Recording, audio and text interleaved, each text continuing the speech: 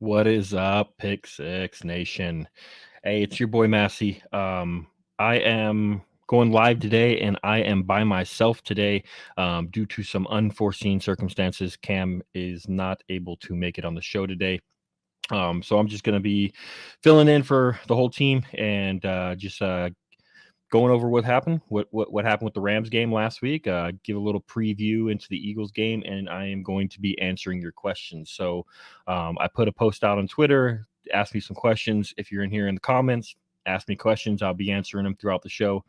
Might not be able to make it the full hour-long show today. I apologize, but probably people don't want to hear my voice by myself for a full hour. So that's understandable. So, Rams game. Man, this defense is ridiculous. I 100% I thought this defense was going to be good.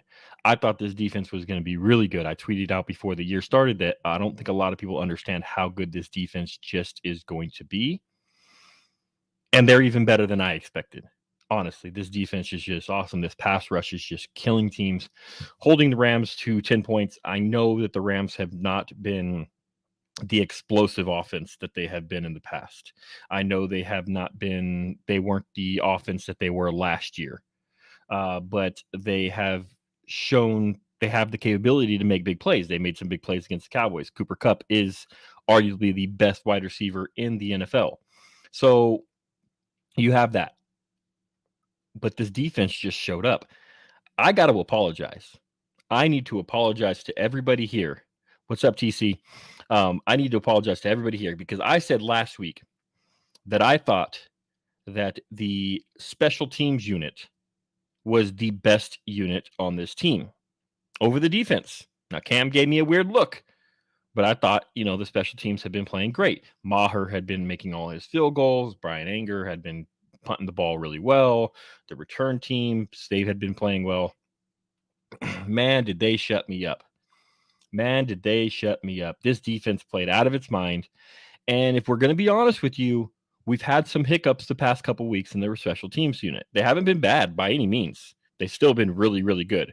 But they've had some hiccups. We lost our long snapper, McQuaid. Overton came in, the first field goal attempt, there was miscommunication. He snapped it when Anger wasn't looking, and we didn't get the extra point. And then Anger had another bad punt. And then there was a good punt, and then Goodwin totally overran it. Wasn't even paying. It was a short punt. I'm sorry. It was a short punt, and Goodwin wasn't even paying attention to the returner. He was just running and ran right by him, not even looking. They got a good return. So there's been some issues with the special teams the last couple of weeks. Not horrible issues. We got hit with the fake punt again. We got hit with the fake punt. So that was another thing. So it's been not terrible, hasn't burned us or anything like that. It's just the defense has surpassed them. So I do apologize for saying that the special teams unit was the best unit because it's the defense. They have been absolutely amazing. I want to cover a little bit on Diggs and what Diggs has been playing amazing this year. He's been playing a great game, and he got beat twice on Sunday, and Twitter kind of went off. Twitter was waiting for this to happen. The haters were waiting for Diggs to make mistakes so they can go off and they can celebrate Diggs not being as good or Diggs making mistake. And we saw that. Diggs, with the Tutu Atwell one, that's what Diggs struggles with. If you can say Diggs struggles with any type of receiver, it's the quick, fast receiver that can just smoke and go down the field. That's the type of receiver he's going to struggle with. And you're 100% right, Professor O. Hooker was in zone, and Hooker he bit on the play action and came down too far, and it left Diggs one-on-one. But look at Diggs recovered really well on that play, and he was in good position. And if you actually go back and you look at the replay and you slow it down, you look when Diggs swats at the ball, he misses, but it's not like he's like out of position. He literally just mistimed his swat. He swats too early, and he swats, and then the ball goes by where his hand just was. So it was literally like he was in good position. He just mistimed the swat. If he timed it right, he's knocking that ball down. And it was a perfect throw. by Matthew Stafford. You've got to give credit where credit is deserved. It was a perfect throw by him, and he nailed it. The Cooper Cup touchdown one was a short pass. The Cooper Cup just kind of burned him after the catch. That's 100% on Diggs. Diggs tried to undercut the route, and that's where he made the mistake. Sometimes you got to understand, you don't undercut every single route. He doesn't undercut that route. He stays in good position. He's able to make that tackle, and it's a short gain. It's not a 70-something yard touchdown gain. So that's, he's still learning. He's still learning the position. He's young, but you can't undercut every route. That was a miss on him. He's got to be better on that one. But overall, he still had a really good game besides those two plays, and he's still having a great season. So I'm not worried about Diggs. I don't think anybody should be worried about Diggs. He's still one of the best corners in the league. Yes, one-handed bandit. Yeah, that's I don't fault Diggs for that first one either. Like Professor O said, here's the comment. Professor O said he was in Hooker was in zone. Hooker bit and came up too far. Hooker should have been there to help him. It should not have been. He gets stuck and he's in one-on-one coverage on that deep pass. I don't really necessarily put that on Diggs either, but it's going to go against him on the yards allowed, just because that's his man. So that's something you got to deal with when you're talking about Diggs, because everybody wants to find those mistakes, and they all rely on passing yards allowed for whatever reason. Anyways, so as we're going through this, I'm going to be answering your questions in the chat. So please line up your questions in the chat if you want to hear about anything, you want to talk about anything. I'm willing to answer. This is going to be a question show, so I appreciate any questions you guys have, and I'll try to answer them to the best of my ability. Let's talk a little bit about what's been going on with this situation with Dak. So it does not look like Dak is going to play on Sunday.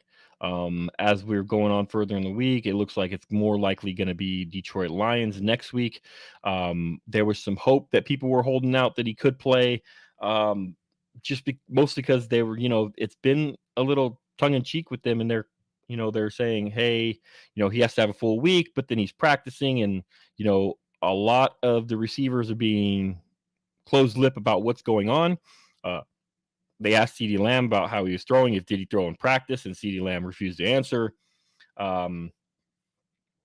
Dak really refused to answer about whether he threw in practice yesterday too. So it was a little tight-lipped, and people raised questions. Dak is not supposed to practice today, according to Mike McCarthy. He's supposed to have a rehab day and then start picking up and throwing again next week. Tomorrow. An interesting fact is that he said is that Mike McCarthy refused to rule out Dak being the backup quarterback this week, not permanently. Don't get scared about that. But he refused to rule out him being the backup quarterback for the Eagles. Now, I'm not 100% on board with that. If Dak is ready to dress up and ready to play, Dak's got to be your starter. That's my opinion. We'll see how they go. I think that we're going to have another week of Cooper Rush. Hopefully he can hold it down enough to the defense can win the game again. And then we could defeat the Eagles and move on to next week with the Lions, and we can get Dak back. That's the plan. So look for Dak to continue to ramp up. And next week, I really expect him to ramp it up and start really practicing. And we'll see how he goes after that. All right, let me get into some of these questions. Professor O, what do you think the Cowboys should do at left guard? McGovern played well last week, but Peters is a go and surely wants to in versus his old team. Yeah, this is a good one. I honestly think if Peters is a go, you play Peters. I don't like the musical chairs thing that they've been doing. I offensive line is always about continuity. Always about continuity. So, you play better the more you play next to somebody. You know their blocking habits, you know how they're going to move, what they're going to do on stunts. So if you got somebody that's going to go pick somebody and roll with him, I hope they're picking Peters because I think Peters is the better player and the stronger player, and he's better in the run. Yes, McGovern had a better game. He still made some mistakes. I think that Peters is just going to give you the better option. You can see in past games when Peter was in there, our drives were longer sustained and more sustainable when Peters was in the game. And we really moved the ball and ran the ball really, really well when we had Peters and Tyler Smith on that left side. So, in my honest opinion, I go with Peters if he's ready to go, because I just think you play the best players. All right. Are you worried about the Eagles D? I'm really only a little worried about is Jordan Davis. If we try to run in his gap and our running backs, but what I notice is the Eagles struggle on outside runs. Yes, the Eagles do struggle on outside runs. They're not giving up a lot of rushing yards, total rushing yards, because teams get behind on them, and in the second half they haven't been able to run the ball in the second half because they've had to pass, and they're not able to run. They have to go with the passing game to try to catch up. But if you look, the Eagles have not been that great against the run. They're giving up, I think, 4.9, but 5 yards per carry on the year. They were gashed by the Lions in week 1. So a dedicated run game with good runners could beat this team. Now, yes, Jordan Davis is playing a little bit more. Last week he played the most snaps and was probably his best week of the season. So yes, you've got to watch out, because he's going to clog up those lanes. He's just a big dude, and he can take double teams. And we do like to run up the middle a lot. Zeke likes those dirty yards, but I think you can beat them on the outside, especially if you have a Jason Peters and a Tyler Smith on the left side, and they're pulling like they were when Peters was in those couple games. You have the opportunity to really get outside and get to the left side and bust a big play with a Tony Pollard. Zeke can too. So I think that the best thing is you still attack them, because you got to establish that run against them, just because they don't stop the run that great. So I think that's still a big game plan, and to alleviate pressure on Cooper Rush, sorry. Because honestly, if you look at the stats, he's one of the worst quarterbacks in the league right now at passing downs.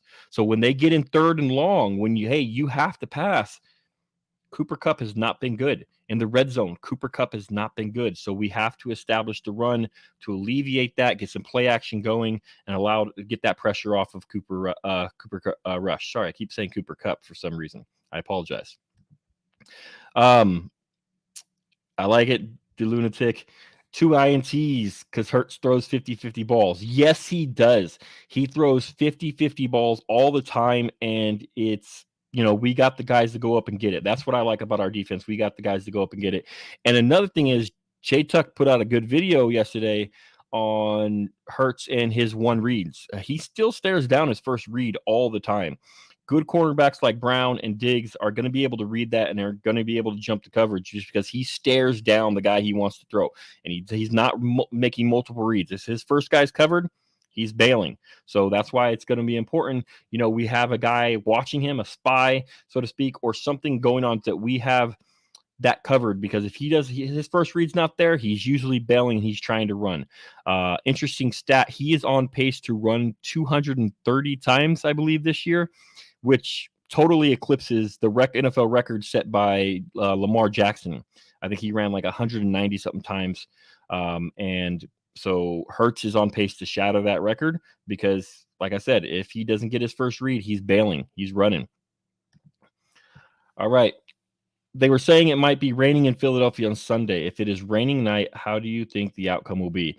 I think the outcome is going to be a low-scoring game no matter what, because these defenses Cowboys defense is really strong. Eagles defense is really good. I don't want to discredit them. They have a really good defense as well.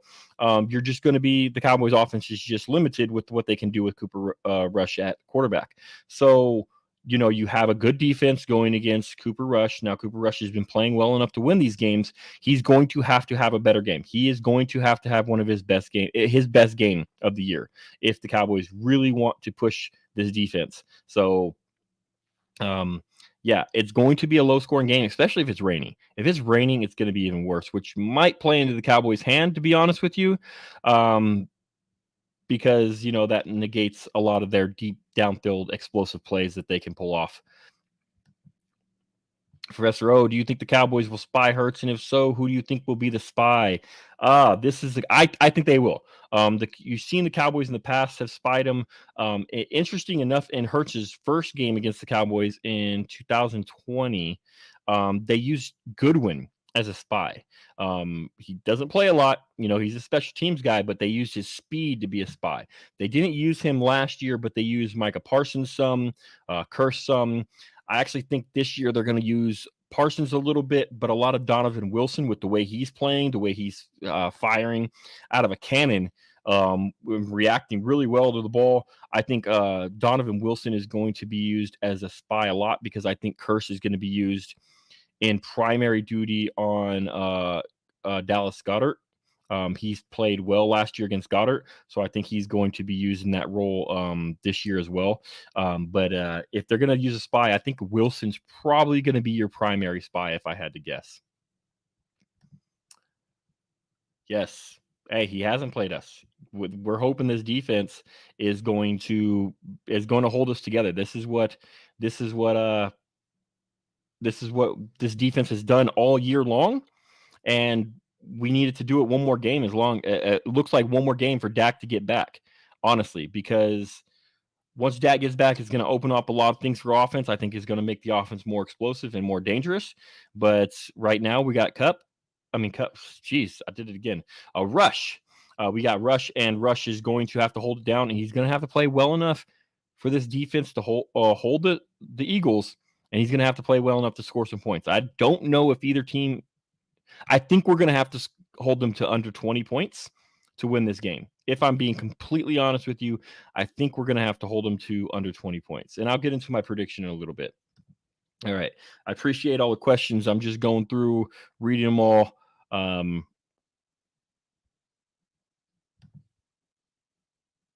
For context on that number Bassey just mentioned, it's pretty much the same total as carries Zeke had last year. Exactly. So look at Zeke's carries of 237 last year. He's on pace to really do that. That's how much Jalen Hurts is running. And if you really look at it, he's killing teams in the red zone. He's dominating teams in the red zone. He's running a lot. He's getting a lot of rushing touchdowns.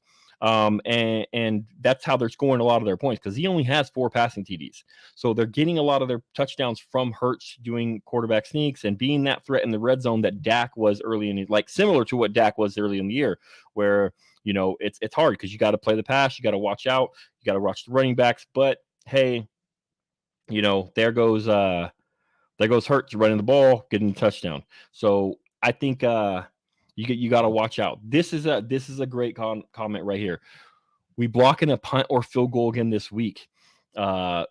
Armstrong has been phenomenal. He's been a phenomenal special teams player for a couple years, but he's really starting to break out on defense now, which is getting more attention. But yeah, Armstrong is phenomenal on special teams player. He really is. The Eagles aren't great at special teams this year. Excuse me. The Eagles have not been great on special teams this year. So I think that the Cowboys have a significant advantage on special teams. And if you look at the 3 phases of the game, 3 phases: offense, defense, special teams, I think that the Eagles have the advantage on offense right now. We don't have Dak. Let's just face facts. We don't have Dak. And Hurts is playing well.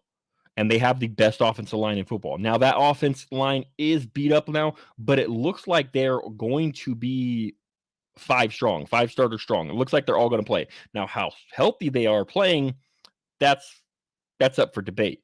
But it does look like they're all going to play. And so when they're all playing and they're all healthy, they're the best offensive line in football, and I don't think it's close. So their offense has the advantage going into this game. I think our defense has the advantage. I think our defense is better than their defense. Our pass rush is better than their pass rush.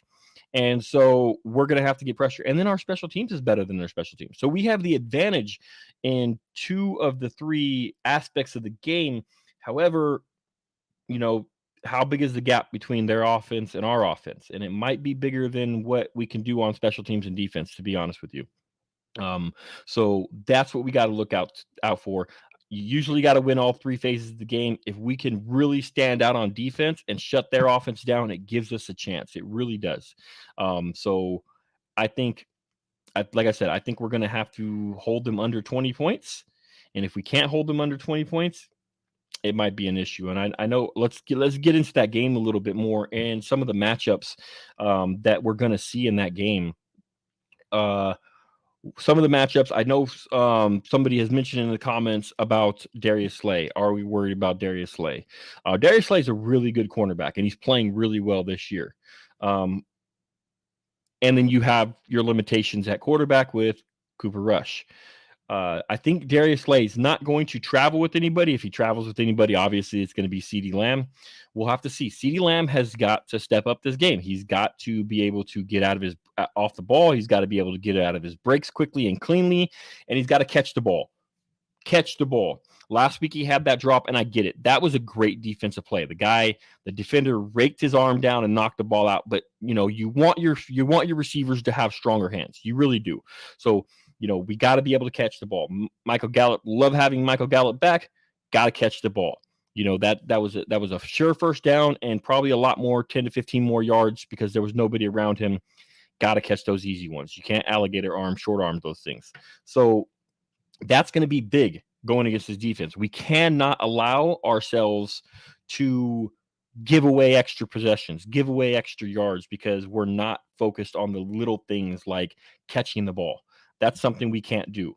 So catch the ball, make it happen, make them pay for those little things like that, like leaving Gallup open on a third down. Hey, he's wide open on the third down. Got to catch that ball. We can't drop those. Keep their offense off the field and let our defense rest a little bit because that's going to be the thing. They're a quick pace. Let's go offense. We don't want our defense to tire out, and we need to be able to get after them. I think one of my favorite matchups in this game, and a lot of people have talked about it this week, is DeMarcus Lawrence versus Lane Johnson. Look, Lane Johnson is one of the best. He's the best, probably the best right tackle in the league and one of the best tackles, period, in the league. He's just a phenomenal player. DeMarcus Lawrence has had some success against him. Lane Johnson doesn't give up a lot of sacks. DeMarcus Lawrence has had a sack each of the last 3 years against him. And he gets a lot of pressures. So DeMarcus Lawrence is one of the rare people who have had success against Lane Johnson recently. That's going to be a phenomenal matchup. If he locks Lawrence up and Lawrence can't get off the ball and he can't rush the passer, it might be a long day. But if Lawrence is beating him, Lawrence is getting that pressure, getting a sack, it's going to help this defense and it's going to help them dominate even more because you're going to have, hey, he's beating Lane Johnson one-on-one. So that means, you got Micah Parsons coming off the other side, Dorrance Armstrong coming off the other side, Osa Odigizua coming up the middle, Neville Gallimore coming up the middle. Our pass rush has to get home, and we got to get home like we have been this year with 4 rushers. We're one of the best teams in the league at not blitzing and still getting home. Right? We are actually the best team in the league at getting home and getting pressure without blitzing. That has to continue this week, and I get it. They have a beast of an offensive line, but we have to get home. We have to force Jalen Hurts off his spot, but also be careful. Don't let him run. Don't let him just, hey, I'm bailing and I'm going to run for 20 yards because we got to have somebody that's watching him, and I get it. I think that's Donovan Wilson. Whether it's Donovan Wilson, whether it's Kearse, whether it's Hooker, whether it's Micah Parsons, we've got to pay attention to that because he can take off and he can do damage with his legs. In my opinion, he could do damage with his legs a lot more than he could do it with his arm. So that's got to be something we take care of. We did that last year. If you look at last year, he tried to break the pocket a lot, and we were able to cover him with spies or somebody who wasn't allowing him to get downfield with his legs and kill us, forcing him to throw. He threw interceptions. He threw bad passes. That's what we got to do again this year. Quinn had his number last year. Hopefully we see that again this year in the game and the defense really steps up. I think this defense is better than last year's defense, but their offense is better than their offense was last year. So we're going to have to see how that evolves. All right. When we go up 7 points or 9 points, do we play more conservative against like the Rams? Honestly, I don't think we should, but it might be the option. It might be the option because this might be a time where we're going to run a lot again because we want their offense off the field. We do not want to give them as many chances to get their explosive offense on the field because really when you're up by 7 or 9 points, all it takes is that one big play to get you back in the game. And we saw that against the Rams. We were up 9 points and then they had the big play. Well, boom, one big play to Tutu Atwell. kick a field goal. Okay, 9-3. That's fine. And then, boom, one big play, Cooper a Kupp touchdown. Now they're winning 10-9. So all it takes is one or two big plays when you're up by 7 or 9 points, and your defense could be playing lights out like the Cowboys were last week, but you give up those one or two big plays, and that's it. But it can still change the game on its head. So you want to be able to say, hey, let's play conservative a little bit. Let's keep, because we don't have Dak, we have Rush in there. Let's keep their offense off the field and keep our defense fresh. So with our fresh defense, they come on the field and our pass rushers are fresh. Our defensive line is fresh. Our secondary is fresh. So they can run hard and go after the ball. That I think is the best idea for this game, just because, hey, we're limited on offense and what we can do, unfortunately. For another week, hopefully that's it. And then we can get back to what we're doing again. I believe Cox could be a great spy, especially how he hit Daniel Jones last year, but I'm not wishing for injury. But if he gets a good hit on him while he is running, and he will get scared and stay in the pocket. Possible. Here's the thing. I love Cox. I think Cox is going to be a really good player for us in the future. I just don't know. I mean, they did it in 2020 with Goodwin. I don't know how much you take a special teams player and you say, okay, we're going to use you in a game for live reps. Now, again, they did it with Goodwin and it worked in 2020.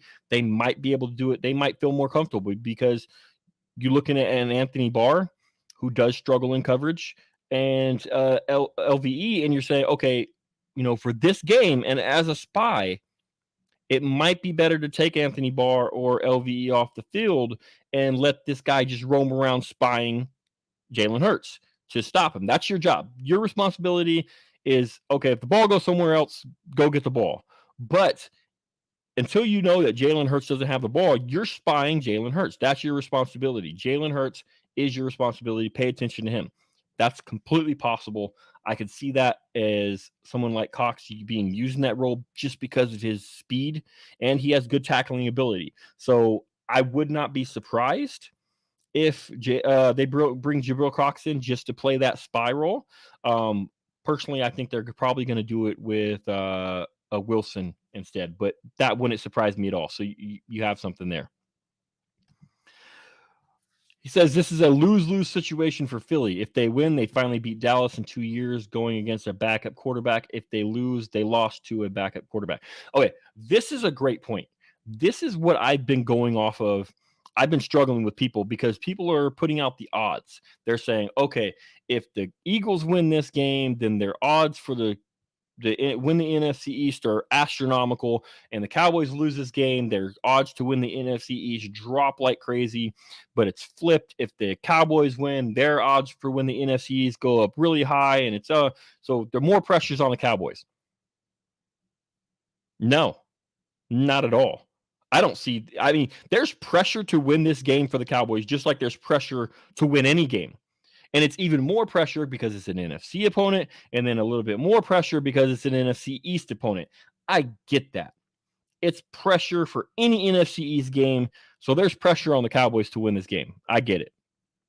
There is way more pressure on this Philadelphia Eagles team because, one, they went out and they built this team in the offseason. They were told that they won the offseason. They were told that they built this super team.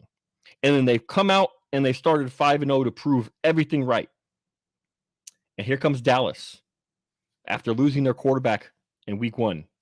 Now they're 4-1, one game back. And they're going to Philadelphia.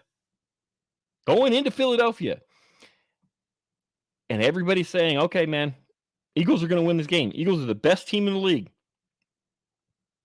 And if Dallas walks into Philadelphia without Dak Prescott, with Cooper Rush starting at quarterback, and they win this game, what's the narrative on Philly now? Man, you guys couldn't even beat Dallas without Dak. You guys aren't as good as we thought. You guys aren't real Super Bowl contenders. The pressure is immensely on Philadelphia to win this game. I'm sorry. I don't see it the other way. I get the statistics. I get the odds of winning the East. I get it. But the pressure is on Philadelphia to win this game. Do you know how embarrassed they're going to be? They haven't beat Dallas in forever. They haven't beat Dak in forever. The pressure is going to be on the Philadelphia Eagles to beat this Cowboys team with Cooper Rush at quarterback. Because if they can't beat Dallas Cowboys with Cooper Rush, nobody's going to believe they can beat the Dallas Cowboys with Dak Prescott later on this year or in the playoffs. I'm sorry. Especially when this game is in Philly. So I agree with you right here. 100% more pressure is on the Philadelphia Eagles, and I don't see it any other way. All right, let's get some more. I like this. This is what I was saying earlier. Kirsch covers the tight end. He's been really good on Dallas Goedert. Donald's a spy. Hooker covers the back end. I think that's the best way that this is going to happen. Absolutely. So that's my thoughts on it. Okay, so let's get into a little bit of predictions here of how I feel that this game's going to go. Bold prediction. A bold prediction for me is I think that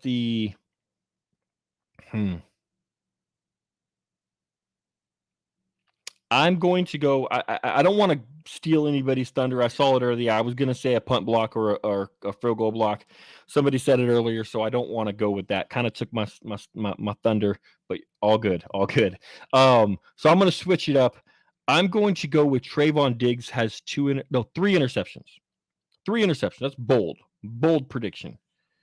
Trayvon Diggs has got an interception every single time he has faced Jalen Hurts. Every time Jalen Hurts has been the starting quarterback of the Philadelphia Eagles against the Dallas Cowboys, Trayvon Diggs has got an interception. He loves throwing to Trayvon. So I'm going to say Trayvon has 3 picks in this one game. 3 picks in one game. So huge bold prediction there. All right. Woo! The lunatic, I love it. I got to pull this up right here. 30-10. 30-10. That's a bold prediction right there.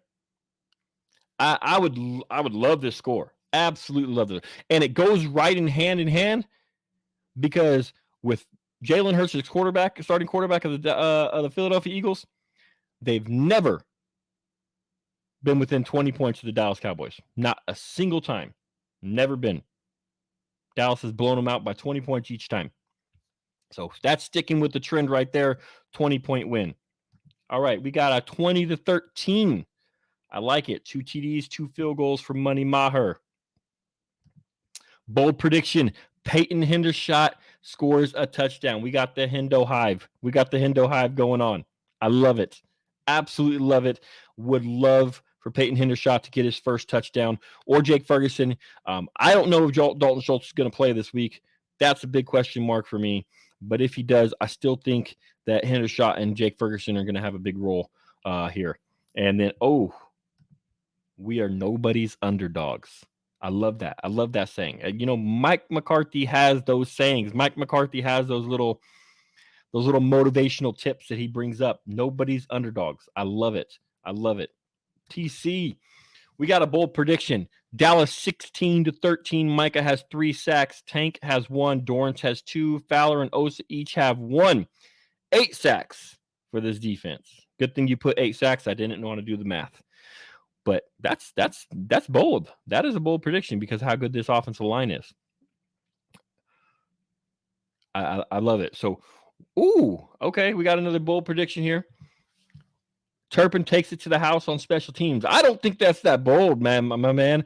I do not think that is bold. Like I said, their special teams unit has not been great. They have given up a lot. So I think this might be your Turpin house call if they allow him. If they allow him, they might be trying to avoid him all game. But Turpin taken to the house. I don't think that is bold. That's a good one right there. So my prediction for this game. My prediction right now for this game is I'm going to say that the Cowboys. Oh man, I've been going back and forth honestly because Cooper Rush, this team. I was going to, all week long. I convinced myself. All right, I'm gonna pick Philly.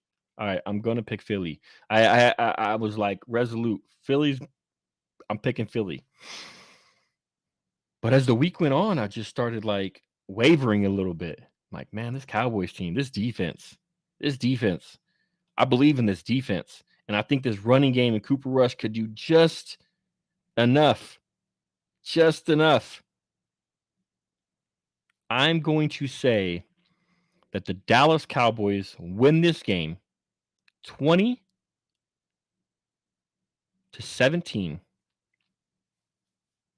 2017 on a last second Brett Maher, Money Maher, 64-yard field goal. Last minute, last second, as time expires, Money Maher will hit a 64-yard field goal. Give the Dallas Cowboys the win 20-17. That is my prediction. Mark it down. It's going to happen. Put it down in the books. All right. So, okay, we got another one. I like this one too. 24-21, 58-yard field goal to win. We're close. We're seeing eye to eye here, Professor O. We're on the same page here. So I want to get into something, and I want to apologize before we finish this up and wrap this up. I want to apologize. Last week I forgot to put out the post for the score prediction for the contest to win a shirt from Twisted Gorilla. That is my fault. I apologize. I put out the tweet. Let me pull it up. I put out the tweet that I'm just going to assume that every single person predicted correctly that it was 20, whatever the score was. I'm sorry, I forgot the score of last week's game. But I'm just going to assume that everybody went ahead and everybody predicted and everybody got it right. So what I did, I said, like this tweet, retweet it, and we'll go from there, and everybody's going to win, right? I'm pulling it up right now. I do apologize. Tweet way more than I thought. All right, here we go. So I'm just going to assume everybody picked 22-10. Everybody wins.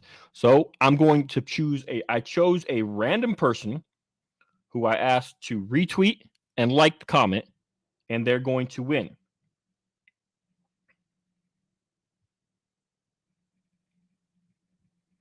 And that random person that I have selected that has won is Jack Meeker. Jack Meeker, I don't know if you're on this stream paying attention, but I will tweet it out that you have been the random person selected to win the free shirt from Twisted Gorilla. Send me your DM me your information. We'll get you that shirt on your way. Now, having said that, we are going to continue the tradition. We are going to continue that competition because that's what we do here at Pick Six Sports. We like to give out some stuff. So, moving on. I want everybody after this broadcast ends, I'm going to tweet out score prediction post. Go into that score prediction post, and under that post, give me your score prediction. Like the tweet and give me your score prediction. Okay? And then that's it. You're entered into the contest. If you get the exact score right, you're going to win a free shirt from Twisted Gorilla. If you get that score prediction right. Now, it has to be exactly right. You can't just say 21-27, as JLV said. He said 21-27 Dallas. I'll allow that. But you got to tell me who's going to win. You can't just give a score and hope that one of the teams wins and gets that. You got to tell me who's scoring what. So 27 Dallas, 21 Eagles. That's going to happen. I will put my Twitter. My Twitter is right there. Let me see. I don't know if it's showing my Twitter or not. I don't know if you can see that. It is at the J.A. Massey. That is my Twitter handle. Follow me. So after I post it, go on there, comment with your score, like it, and retweet it so more people can get involved. And then you have to have the exact score. So say what team is going to score what, who's going to win, and the exact score. If you do, you will win a free shirt. You'll win a free shirt. However, if more than one person correctly calls the right score, so say 4 people say, "Hey, it's going to be 2017." All 4 people aren't going to win. There's only one shirt. You'll be randomly selected. It'll be a random drawing out of those 4 people who win the shirt. So go on there. You'll be entered into the contest. Hopefully you win. We'll see what happens. And, you can get a free shirt from Twisted Gorilla. Also, The Lunatic, thank you for your support. He has also offered to provide a free shirt for the person who gets the closest to the score. He gets the closest to the score. So in my contest, you got to hit that score exactly. In his contest, it's whoever's the closest. So he's providing a free shirt to whoever gets the closest. Excuse me. Sorry about that. So put your score in, and you'll be entered in that contest as well. So I'll put the tweet out as soon as this broadcast is done, and we'll go from there. So I appreciate everybody listening. If you stuck with me for the last 42 minutes, I really appreciate it, because I don't even think I could listen to myself talk for 42 minutes. So I appreciate you all being here. I appreciate you rocking with me, rocking with Pick Six Sports, rocking with the Dallas Cowboys, Cowboys Nation. Look, we're going to go into Philly and we're going to smack them up. That's what I'm going to say. This defense is going to put it down on that offense and show them who are the real beasts of the NFC East. That's what I'm saying. Let's go, Cowboys Nation. I love you all. Follow us on Twitter. Keep following us. Like, subscribe to the channel. Hit that little bell so you know when we go live, because we got this show on Friday. We got the Freestyle Friday show coming up. Okay, that's going to be later today. The show's normally on Thursday. I apologize. It'll be back on next Thursday. But Freestyle Friday show is on tonight. Come back around after Tuesday. You got the Due Diligence show with Cam and Stevie. Wednesday, you got the Pick Six Sports show. We are putting out content for you to listen. We love for everybody who is rocking with us. Please share. Please tell your friends, family, everybody. Spread the word. We're trying to grow this thing, and we appreciate you coming on for the ride. So, guys, let's keep rocking. Love you all. Have a good weekend. Go Cowboys.